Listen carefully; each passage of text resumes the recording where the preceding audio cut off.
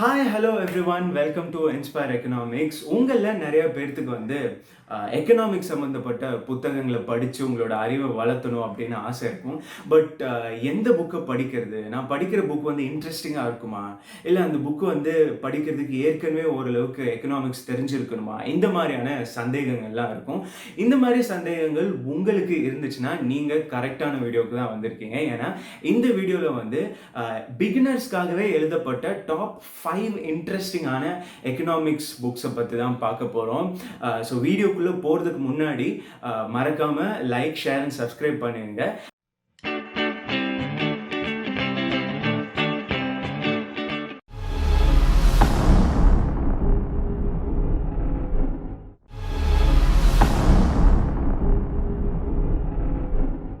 நம்ம லிஸ்ட்டில் 5வது இடத்தை பிடிச்சிருக்கிற புக்கு ஃப்ரீக்கனாமிக்ஸ். இந்த Freakonomics book Stephen J Dubner and Steven Levitt 2 பேரும் சேர்ந்து எழுதியிருக்காங்க. இந்த புக்கு எக்கனாமிக்ஸ், டேட்டா சயின்ஸ்ன்னு சொல்ல முடியாது, டேட்டா அண்ட் ஹியூமன் பிஹேவியர், இது 3ம் சேர்ந்து கலந்து எழுதப்பட்ட ஒரு புக்குன்னு சொல்லலாம். இந்த புக்கு படிக்கிறப்பே உங்களுக்கு அது ஃபீல் ஆகும். ஏன்னா இது பிளெயின் எக்கனாமிக்ஸ் கிடையாது, பிளெயின் பிஹேவியர் சயின்ஸ் கிடையாது, பிளெயின் டேட்டா கிடையாது. பட் இந்த 3 ஃபீல்டோட இன்ட்ராக்ஷன் பற்றி தான் இவங்க நிறைய பேசியிருப்பாங்க. இந்த புக்கில் ஒரு சில கேள்விகள் கேட்பாங்க. இந்த கேள்விகள் என்னன்னு சொல்கிறேன், அதுலேயே உங்களுக்கு இந்த புக்கு மேலே இன்ட்ரெஸ்ட் வரும். அபார்ஷன் கிரைம் ரேட்ஸை குறைக்குமா, குற்றங்கள் நடக்கிறத குறைக்குமா அப்படின்னு ஒரு கேள்வி கேட்டிருக்காங்க. இன்னொரு கேள்வி என்ன கேட்குறாங்கன்னா, ஒரு மாணவன் நல்லா படிச்சு நல்லா மார்க் வாங்குறானா, அது அவங்க அப்பா அம்மா அவனை எப்படி வளர்த்தாங்க அப்படிங்கிறத பத்தி சொல்லுமா, இந்த மாதிரியான கேள்விகளுக்கெல்லாம் கேட்டிருக்காங்க. அண்ட் இன்னும் நிறைய இன்ட்ரெஸ்டிங்கான எக்ஸாம்பிள்ஸ்லாம் வரும். லைக் ஜப்பான்ல சுமோ ரெஸ்லர்ஸ்குள்ள எப்படி அந்த எக்கனாமிக்ஸ் ஒர்க் ஆகுது, இந்த மாதிரி நிறைய இன்ட்ரெஸ்டிங்கான விஷயம் சொல்லியிருப்பாங்க. எல்லாத்தையும் இப்பயே சொல்லி உங்க இந்த புக் ரீடை ஸ்பாயில் பண்ண விரும்பல. பட் நீங்க கண்டிப்பா இந்த புக்கை செக் பண்ணுங்க. இந்த புக்கோட மெயின் மோட்டிவ், முக்கிய கருத்து என்ன அப்படின்னா, மனிதர்கள் எடுக்கிற நடவடிக்கை எப்போவுமே நம்ம மேலோட்டமாக ஏதாவது ஒரு விஷயத்தை பார்த்துட்டு நம்ம முடிவு எடுத்துருவோம். பட் அப்படி எடுக்காம எந்த விஷயத்தையுமே டேட்டா வச்சு நல்லா ஆராய்ச்சி பண்ணி நீங்கள் ஒரு முடிவு எடுத்தீங்கன்னா தான் அது சரியாக வரும். ஏன்னா நம்ம நெஜம்னு நம்புகிற நிறைய விஷயம் நெஜம் இல்லை, டேட்டாவை எடுத்து பார்த்தீங்கன்னா அது வேற விஷயம் சொல்லும் அப்படின்ற மாதிரியான கருத்து தான் இந்த புக்கோட மெயின் பாயிண்ட்டே. ஸோ இந்த புக்கை மறக்காமல் படிங்க. ரொம்ப பாப்புலரான புக்கு. இந்த புக்கை பற்றி எனக்கு ரொம்ப பிடிச்ச விஷயம் என்னன்னா, அவங்களோட ரைட்டிங் ஸ்டைல் தான் சும்மா வெறித்தனமாக இருக்கும். இந்த ரைட்டிங் ஸ்டைல் படிக்கிறதுக்கே ரொம்ப ஆர்வத்தை தூண்டக்கூடிய வகையில் இருக்கும்.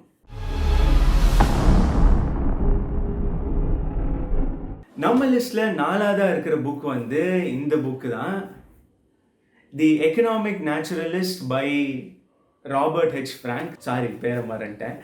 ஸோ இந்த புக்கு ராபர்ட் ஹெச் ஃப்ராங்க் அவரே முழுக்க எழுதின புக் கிடையாது. இவர் ப்ரொஃபஸர்ன்றனால என்ன பண்ணியிருக்காரு, இவர் இன்ட்ரடக்டரி பிகினிங் ஆரம்ப கட்டத்தில் எக்கனாமிக்ஸ் ஸ்டூடெண்ட்ஸ் இருப்பாங்க இல்லையா, அவங்களோட கிளாஸுக்கு போயிட்டு நான் எக்கனாமிக்ஸ் சொல்லி தர போகிறேன். பட் நீங்கள் என்ன பண்ணுறீங்கன்னா, உங்களை சுற்றி இருக்கிற விஷயத்த, சாதாரண விஷயத்துலேருந்து ஏதாவது இன்ட்ரெஸ்டிங்கான ஒரு எக்கனாமிக்ஸ் நீங்கள் கண்டுபிடிச்சிங்கன்னா அதை ஒரு சின்ன கட்டுரையாக எழுதி கொண்டு வாங்க, ஒரு 500 வார்த்தைகளுக்குள்ளே எழுதி கொண்டு வாங்க அப்படின்னு சொல்லியிருக்காரு.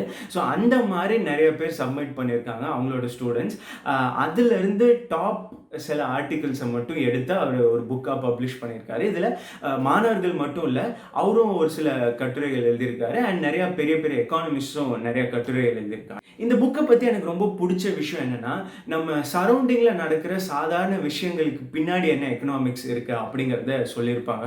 ரொம்ப பியூட்டிஃபுல்லாகவே கவர் பண்ணியிருப்பாங்க.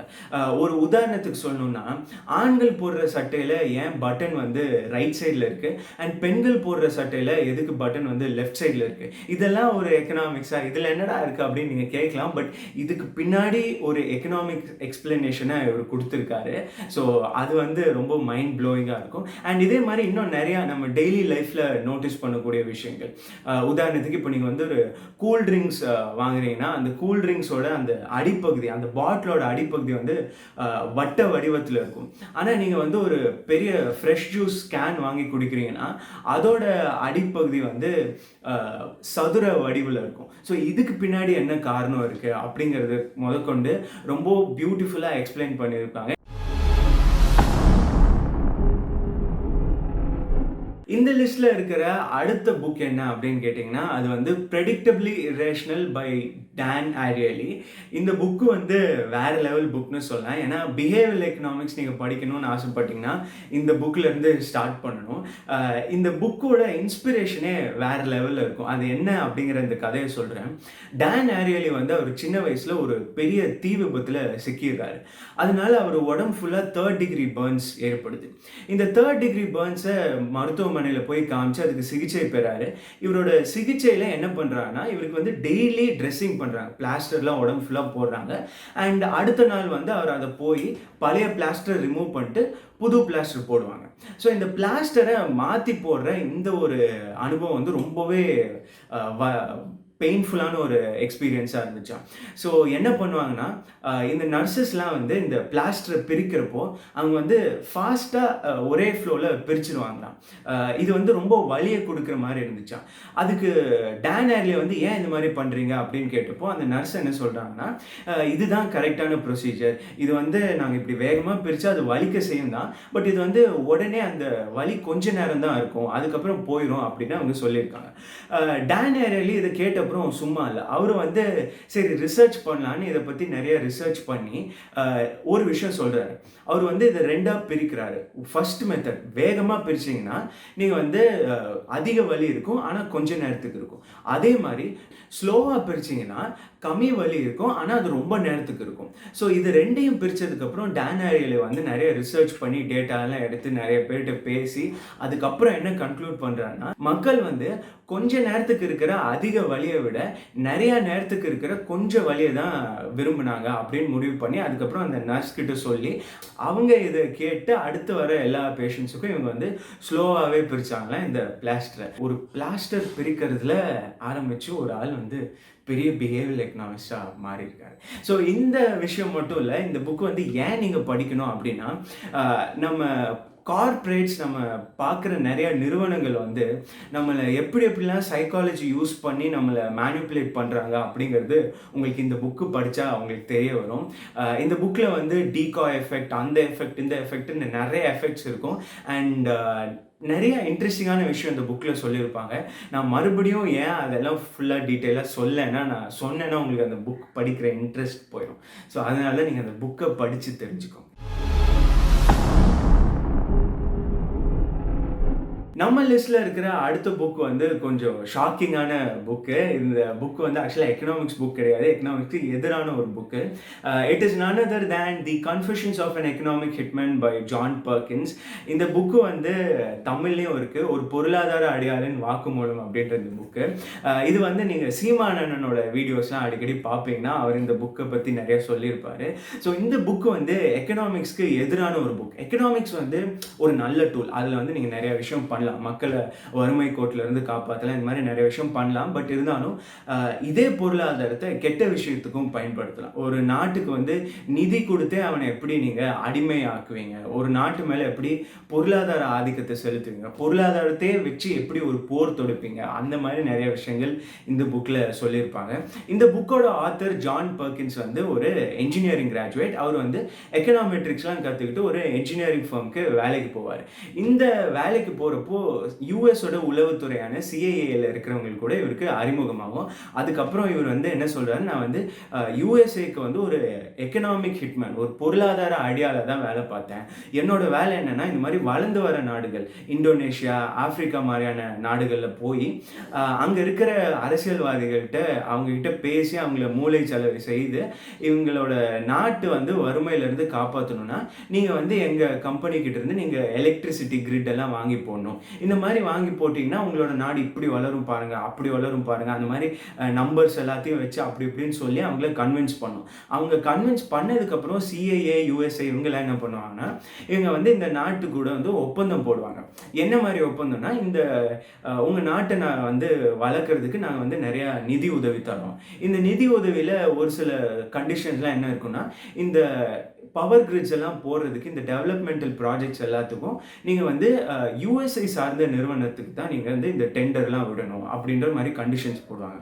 அதுக்கப்புறம் வந்து பார்த்தீங்கன்னா இதில் என்ன நடக்கும் அப்படின்னு பார்த்தீங்கன்னா யூஎஸ்ஏ வந்து யூஎஸில் இருக்கிற ஃபர்ம்ஸ் கிட்ட பணத்தை தராங்க. அதுக்கு வந்து அந்த பணத்துக்கு வந்து வெளிநாடு வந்து அசலும் வட்டியும் கட்டிக்கிட்டு இருப்பாங்க. ஸோ இந்த மாதிரி எப்படி ஒரு எக்கனாமிக்ஸே வச்சு ஒரு நாட்டையே ஆட்டி படைக்கலாம் அப்படிங்கிறத பற்றி சொல்லியிருப்பாங்க. அண்ட் இந்த புக் வந்து ரொம்ப ரொம்ப இன்ட்ரெஸ்டிங்காக இருக்கும். ஒரு லைக் சுந்தர்சி படம் மாதிரின்னு சொல்லலாம். ஆரம்பமும் தெரியாது, எண்டாகிறதும் தெரியாது, கடகடன்னு போயிட்டே இருக்கும். ஸோ இந்த புக்கை கண்டிப்பாக நீங்கள் படிங்க. ஸோ அந்த ஃபஸ்ட்டு பிளேஸை பிடிச்சிருக்கிற புக் எது அப்படின்னு கேட்டிங்கன்னா அது வந்து வேறு எந்த புக்கும் இல்லை, the art of thinking clearly by Rolf Dobelli. இந்த புக்கு வந்து ரொம்பவே அண்டர் ரேட்டட் புக், ரொம்ப இன்ட்ரெஸ்டிங்கான புக். இந்த புக்கு வந்து ஏன் அவ்வளோ பாப்புலர் ஆகலைன்னா இது வந்து எல்லோரும் ஒரு செல்ஃப் ஹெல்ப் புக்காக தான் பார்த்தாங்க. பட் ஒரு பிஹேவியர் எக்கனாமிக்ஸ் புக்காக யாரும் இதை பார்க்கல. இந்த புக்கில் வந்து என்ன நடக்கும்னா நீங்கள் ஒரு சில முடிவு எடுப்பீங்க. நம்ம டெய்லி தினசரி வாழ்க்கையில் நிறையா முடிவு எடுப்போம். இந்த முடிவில் நம்ம என்னென்ன தப்பு பண்ணுறோம், என்னென்ன மாதிரியான விஷயங்களை நம்ம இக்னோர் பண்ணுறோம், எப்படி நல்ல முடிவு எடுக்கிறது, எப்படி நல்லா சிந்திக்கிறது அப்படிங்கிறத பற்றி இருக்கும். இந்த புக்கு வந்து ஒவ்வொரு பேஜ்லையுமே ஒவ்வொரு புது ஃபேலசி, பயஸ், இல்யூஷன் இதை பற்றி மென்ஷன் பண்ணியிருப்பாங்க. அண்ட் இந்த புக்கை பற்றி எனக்கு ரொம்ப பிடிச்ச விஷயம் என்னென்னா இந்த புக்கு வந்து ரொம்ப சாலிடாக, ரொம்ப கிறிஸ்பாக இருக்கும். அதாவது பொதுவாகவே எல்லா புக்னாலும் ஆத்தர் வந்து நான் அங்கே போனேன், அதை பண்ணேன், இங்கே போனேன், இதை போனேன், இந்த மாதிரி வளவலன்னு சொல்லிக்கிட்டே இருப்பாங்க. பட் இந்த புக் அப்படிலாம் இருக்காது. நேராக என்ன விஷயம் அப்படிங்கிறத கரெக்டாக எக்ஸாம்பிளோட பக்காவாக சொல்லியிருப்பாங்க.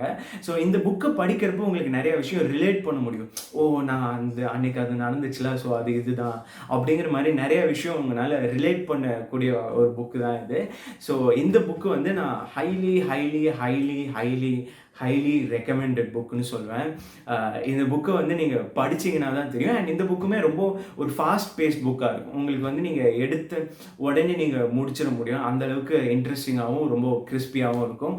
ஸோ மறக்காமல் இந்த புக்கை படிங்க. ஸோ இந்த வீடியோட எண்டுக்கு வந்துட்டோம். இந்த வீடியோ உங்களுக்கு பிடிச்சிருக்கும்னு நினைக்கிறேன். இந்த வீடியோ பிடிச்சிருந்தா கீழே இருக்கிற லைக் பட்டன் அமுக்குங்க. அண்ட் அப்படியே சப்ஸ்கிரைப் பட்டன் அமுக்கலைன்னா அதே அமுக்குங்க. இதை தவிர மற்ற ஏதாவது இன்ட்ரெஸ்டிங்கான புக் இருந்துச்சு அப்படின்னு நீங்கள் ஃபீல் பண்ணிங்கன்னா அது கீழே இருக்கிற கமெண்ட் செக்ஷனில் டைப் பண்ணுங்கள். ஸோ அடுத்த வீடியோவில் உங்களை சந்திக்கும் வரை this is Praveen signing off.